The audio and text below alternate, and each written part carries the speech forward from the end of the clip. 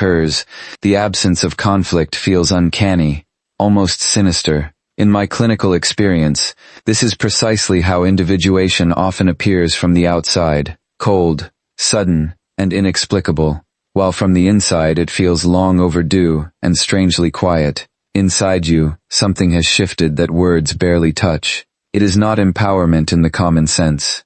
It is not relief alone. It is the slow return of energy to places in the psyche that was starved for years. Again and again in my patients, I saw that when a person ceased to live as an emotional extension of others, the first sensation was not joy but numbness.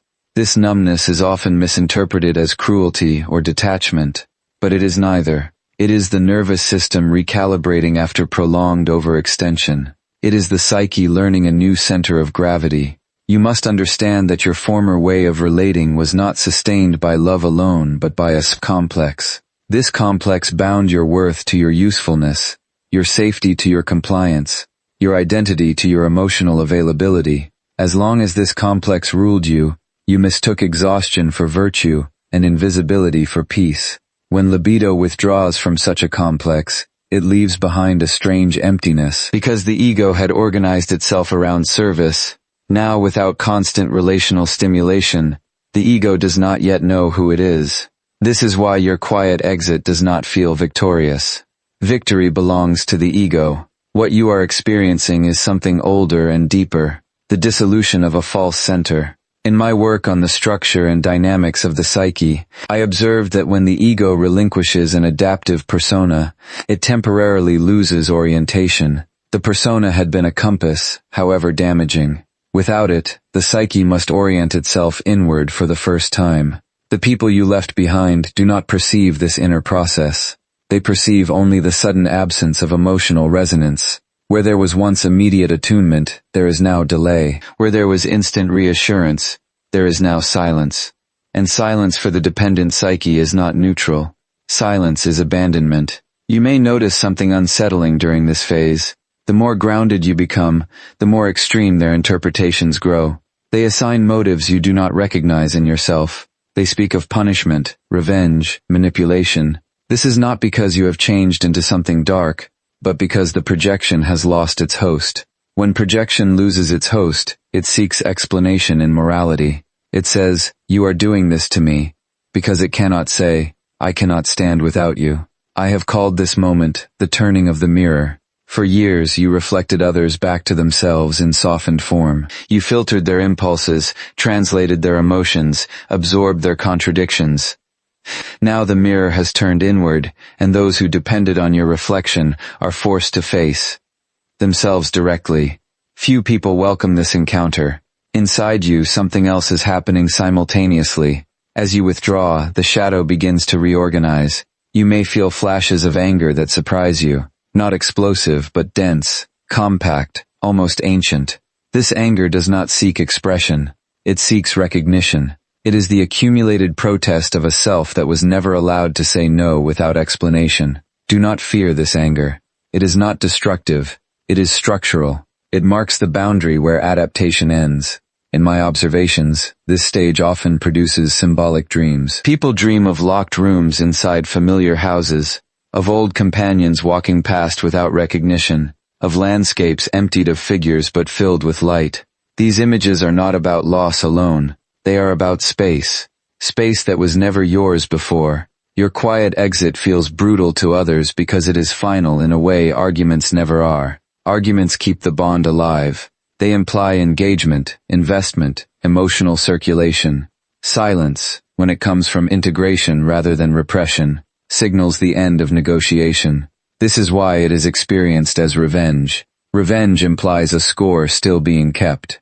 Your silence implies the game itself has ended. Notice how often you are accused of being different now. This is true, but not in the way they mean. You have not become colder. You have become less porous. Porosity was mistaken for warmth because it benefited others. Density is now mistaken for hostility because it no longer does. In my work on archetypes, I wrote of this elsewhere, not as theory, but as fact. When a person withdraws projection, the projected figures often experience it as an attack on their reality. You were carrying not only emotion but meaning. Your presence confirmed narratives they did not want to question. Without you, those narratives wobble.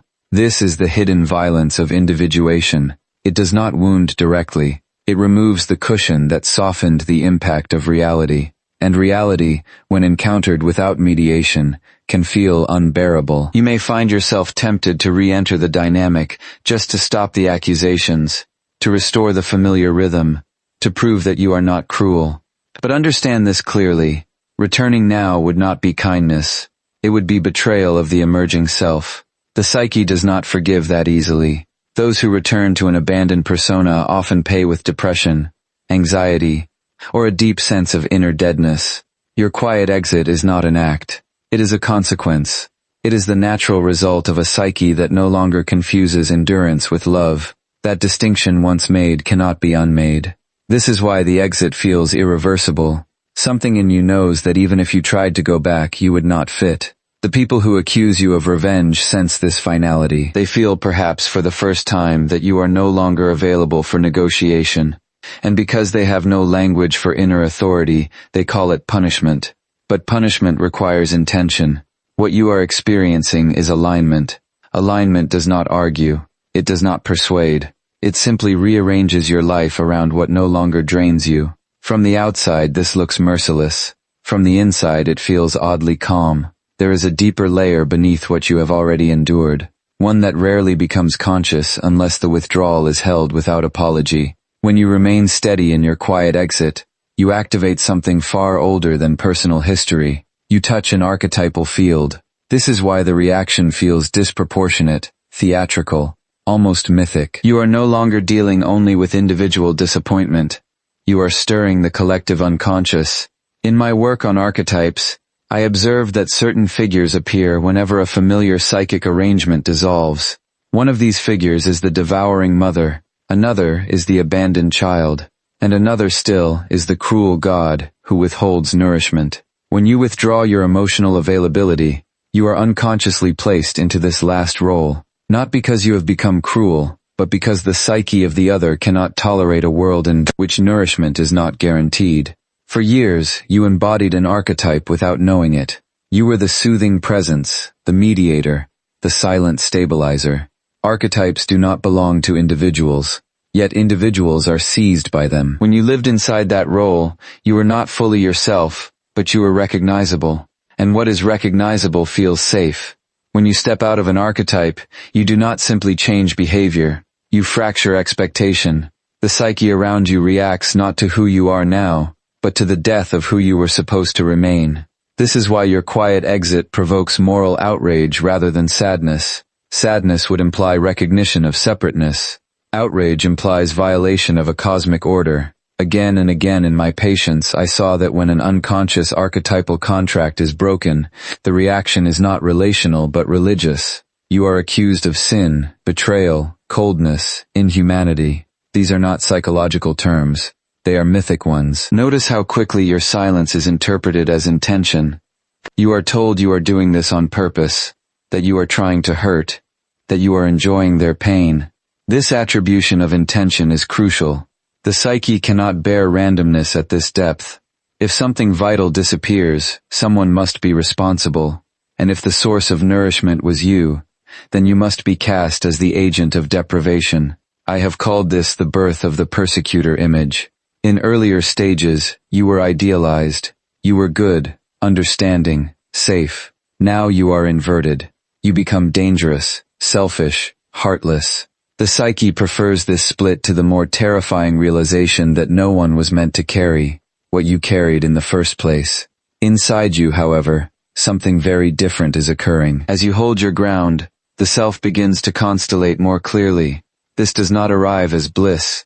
It arrives as gravity. Your thoughts slow. Your reactions shorten.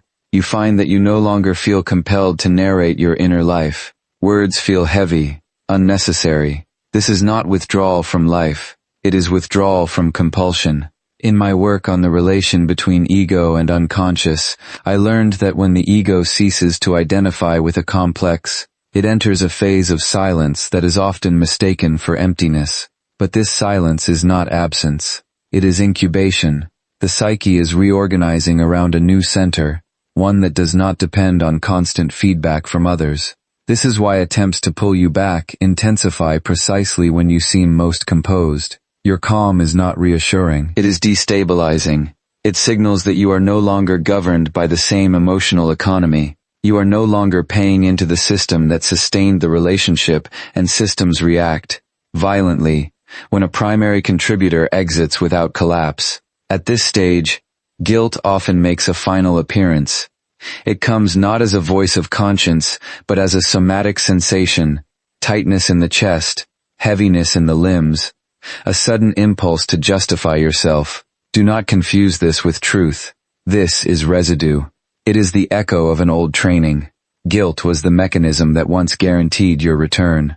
If guilt no longer works, the psyche that relied on it experiences panic. I once wrote in essence that the greatest burden a human being can carry is an unlived life. For years you were carrying not only your unlived life, but the unlived lives of others.